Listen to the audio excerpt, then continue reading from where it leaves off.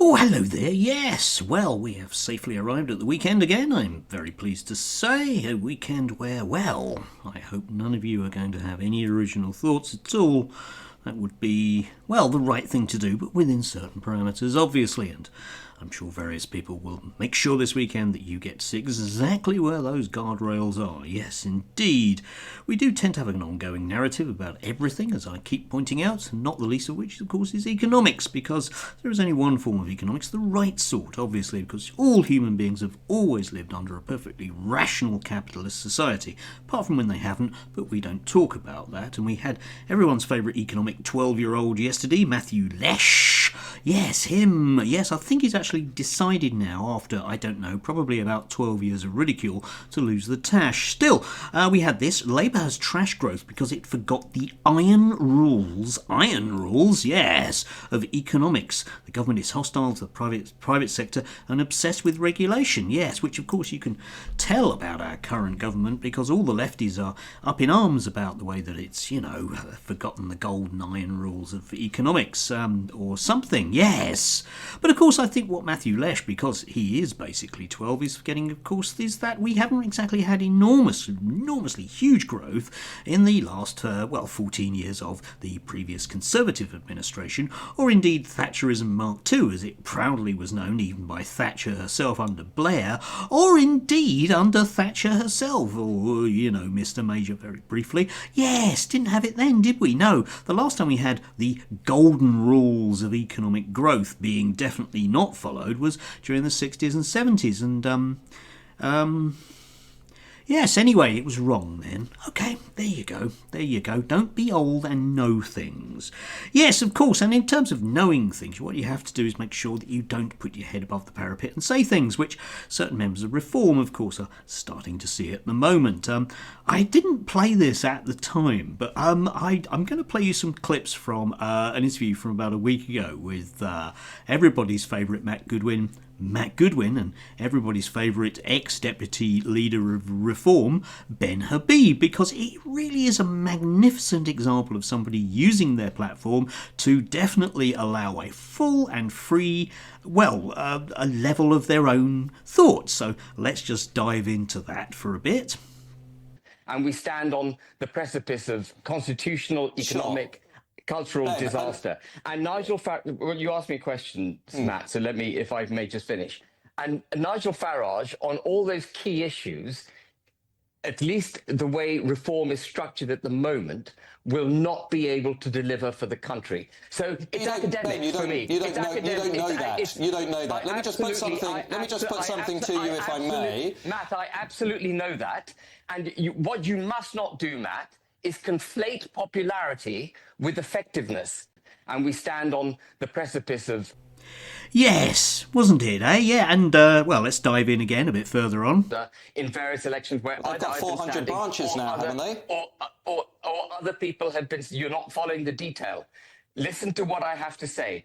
I've been speaking at Reform branches over the last 3 months, so I'm pretty familiar with what's going on in the grassroots. This is a party that was only 2 years old, and it's averaging 26% of the vote then. So you keep going back to the polls. You keep confusing and conflating popularity with the ability to deliver for the country. I'm just trying to figure out what it is that you want, Ben, apart from a change of structure, because you said today that you want a new party headed by Rupert Lowe. I want to change the structure in various elections where... They've got 400 branches now, haven't they? Yeah, it doesn't get a lot better, but I will dive back in. But, what we have, of course, is the narrative that, Reform are just brill, aren't they? Absolutely brill. All the free speech warriors are definitely there, like Matt Goodwin, and the free speech union are definitely keen on Reform. Remember, there might well be certain sections within Reform, but they're bad people like Rupert Lowe, because Rupert Lowe says what Reform people are speaking, but at the same time mustn't say it, okay? Because that's free speech, or... something. I'm not really quite sure. Maybe Matt can explain it to me. Such a big character, such a big campaigner, that the party desperately needs checks and balances in place on the leadership, so that other people who... Nigel's also the only non-establishment politician in this country who's won 2 nationwide elections with 2 different parties. I'm just being real with you. I look at his critics and they've not won anything. Matt, and this is a guy who's won 2 national elections. Matt, it's not a matter of just winning an election. You've got to be able to deliver for the country when you win the election. And reform is not capable of doing that the way it is structured. The fact you change countries by winning elections. You change policies by winning elections. That's how you do it. You keep interrupting. There's no... Yes, I don't think that's quite explaining, but perhaps that's just me being fussy. Maybe it is. Anyway, yeah, the other big news, of course, in terms of total free speech and everything else was that far-left campaigners have been accused of attacking GB News. Yeah, it's that whole free speech thing, but you mustn't actually, utilise your free speech in terms of suggesting that you utilise the levers within a sort of capitalist parliamentary democracy to actually do that. So you mustn't sort of use government regulators to complain to, because that would be awful. I mean, Toby Young probably wouldn't. Well, yeah, he does. But, I mean, he shouldn't. Well, no, he should, because he's Lord Young's boy, and he is indeed Lord Young himself, and he should do that, as indeed should Matt Goodwin. Yeah, it might be worthwhile just checking in on those two again. Yeah. That's how you do it.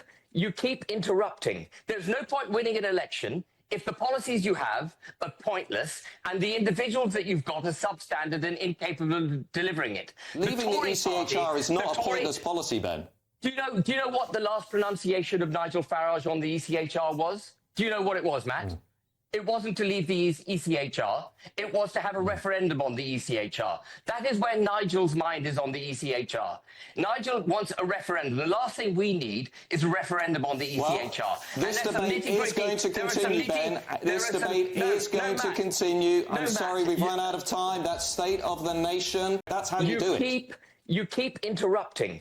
Yeah, it doesn't really get any better, does it? Yes. But of course, if you were the owner of GB News and you were decidedly wanted to suggest to people that Reform were doing a fine job, then the last thing you really want is a whole bunch of people to, well, interfere with that message. Still, so long as you can employ people that just sort of say things for a laugh. And I think, personally, that's what they do the whole time on GB News, because it is laughably hard to take any of it seriously, but they do actually employ people to be funny, usually by telling jokes about women and how bad they are, or gay people and how bad they are, which leads us neatly on to the whole Josh Howe thing in terms of maximum number of complaints to Ofcom, who are very bad people, because it's a sign of government over-regulation. It's very bad government over-regulation, unless of course it's, utilised in the aid of making sure that people don't chant from the river to the sea, which is obviously blindingly awful thing to do. That's awful, isn't it? Yes. But of course these people are often vastly homophobic as well, which leads us neatly on to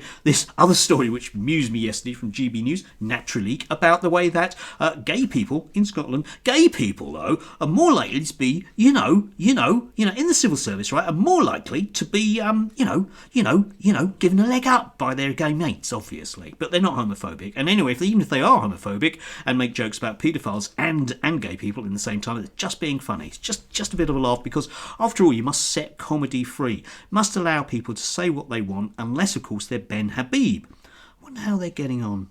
That's how you do it. You keep interrupting. There's no point. Yes, it's not pretty, is it? Anyway, yes. So, you mustn't, whatever you do, interrupt their train of thought in terms of what they're doing vis-a-vis telling you to vote Reform. Because, of course, the key thing that Ben Habib was trying to get through in, that particular, in inverted commas, interview, free speech, Matt? Free speech master that he is, using his platform to really inform people by just shouting at them an awful lot. Yes, no, let me finish, let me finish, that one. Was, of course, that, the whole, we're going to leave the ECHR. They're not. That's not what he's promised to do. He hasn't promised to do anything. Yeah, it's all just a scam to make sure that we are following the golden, nay indeed, iron rules of economics, which is tax cuts for the allowing the private sector to do their thing, which they've done in the past, even though it hasn't done anything. Yes.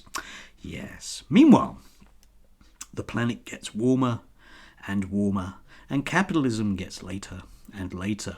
Oh dear. Maybe we'll give the final word to Ben, shall we? That might be an idea. Yes. wants a referendum. The last thing we need is a referendum on the ECHR. Well, this debate is going to continue, Ben. This debate is going to continue. I'm sorry, we've run out of time. That's State of the Nation. Wants a referendum. The last thing we need.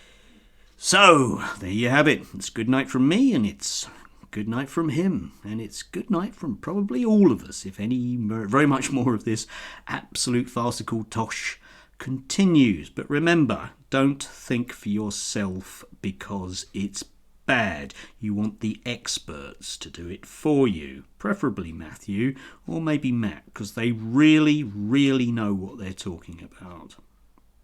Have a lovely one. And we stand on the precipice of constitutional, economic, cultural disaster.